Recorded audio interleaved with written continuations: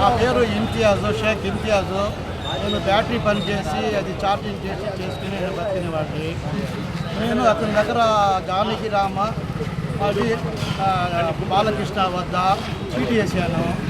5 లక్షల చీటీ 18 నెలలు అయిపోయింది. కానీ ఇంకో చీటీ కూడా బతిమలాడు చేస్తే ఇంకోటి వేసాను.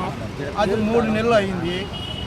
3 నెలలు మొత్తం అతని దగ్గర నేను క్యాష్ మొత్తం 4,35,400 మొత్తం కట్టి ఉన్నా నేను.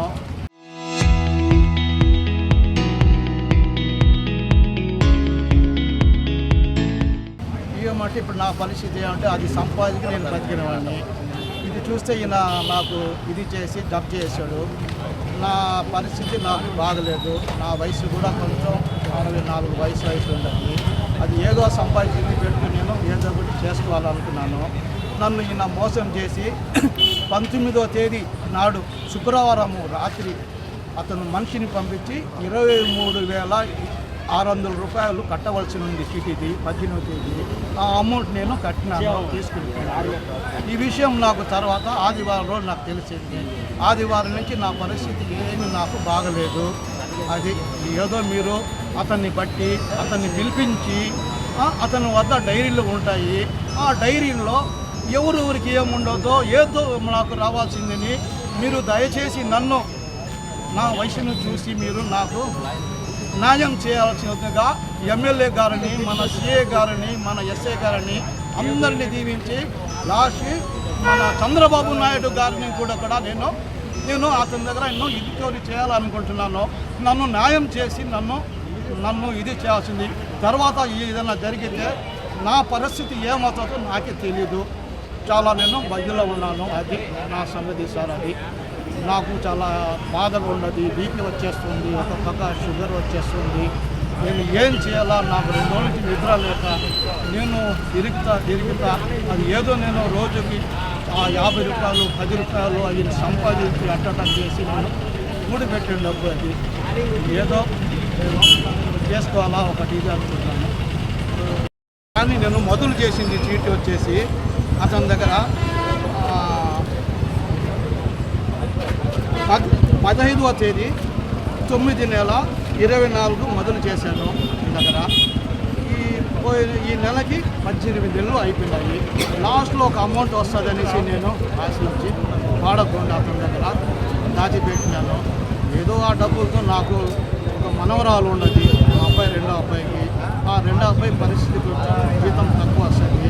ఆ మనవరాలకి ఢిల్లీలో ఎక్కడైనా ఏదైనా స్థలం తీసి ఆ డబ్బుతో ఆ అమ్మాయికి పెళ్లికి రోజు పనికి వస్తుంది అనేసి ఆశించి నేను చేస్తాను పాడకుండా. లాస్ట్లో ఈ పరిస్థితి వచ్చేటప్పటికి మా ఇంట్లో కూడా ఇంకో విషయం అంటే మా అబ్బాయి కూడా నేను అబ్బాయికి చెప్పి చెన్నైలో జాబ్ చేస్తూ ఉంటాడు. అబ్బాయి కూడా నేను చెప్పించి అతని దగ్గర వేరే చీటీ కూడా అతను కూడా వేసినాడు.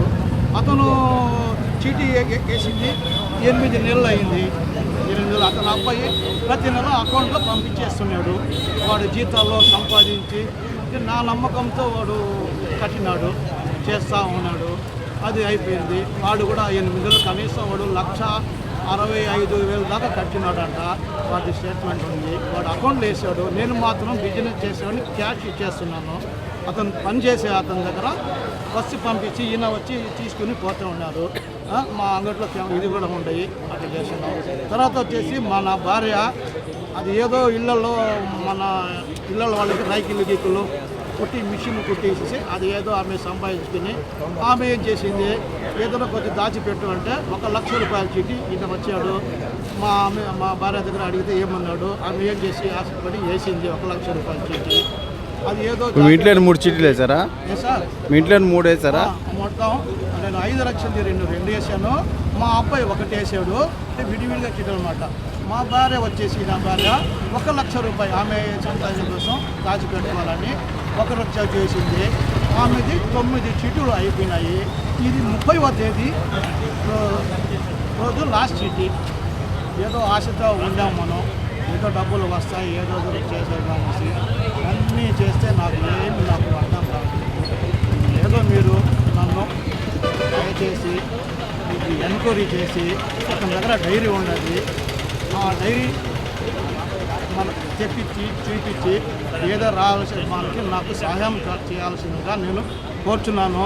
దయచేసి నన్ను మీరు అందరికీ నాయకులందరికీ నన్ను సహాయం చేయాల్సిందిగా నేను కోరుతున్నాను. 52 మంది బాధ్యతలు, అమౌంట్ 3,52 లక్షలు. స్టేషన్ కంప్లీట్ చేశారా? Complaint Indian local to global news at your finger tips. మీ చేతిలో ఒక ఆయుధం. Download Raw TV app. Media legend Ravi Prakash is back.